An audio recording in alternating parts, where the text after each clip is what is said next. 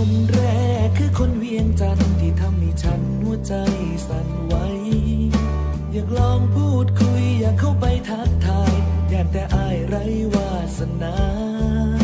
จึงหอบความฮักร่อนเร่แรมมาหวังพึ่งพาสาวเมืองปากสันอยากสร้างตำนานฮักของสองฝั่งแต่กลัวใจพลันสลายจึงหอบความฮักมุ่งหน้าลงใต้สาวคำมวลว่าจังใดใจว่างบ่นอสวรรค์เขตกับผู้งามกระดออยากพ่อเด็กคนหูใจอยากใครหูไว้ใจมีแต่ฮักสาวลาวเชื่อในความดีของคนลาวที่มีมาอายได้แต่หวังสิได้พบพ่อน้องลาคนงามสาวเมืองจำปามาเป็นคู่ใจ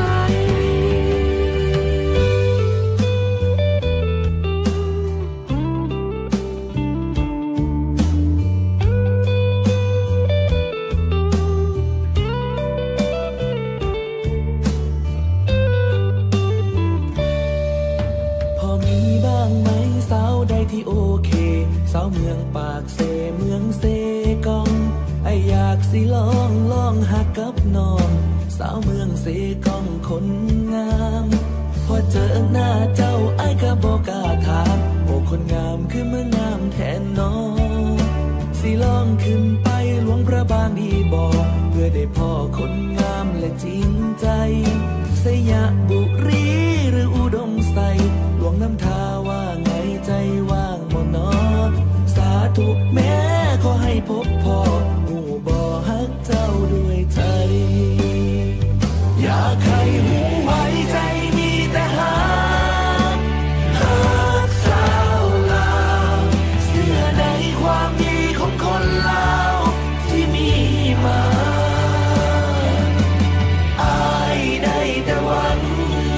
สิได้พบพ่อน้องลาคนงามสาวเมืองจำปามาเป็นคู่ใจ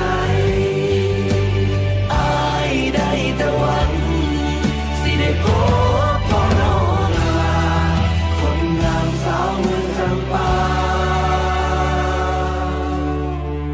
มาเป็นคู่ใจ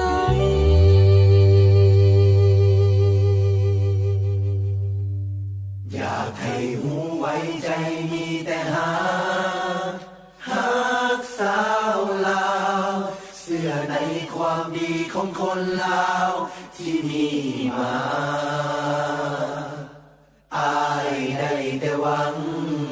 สิได้พบพ่อน้องลา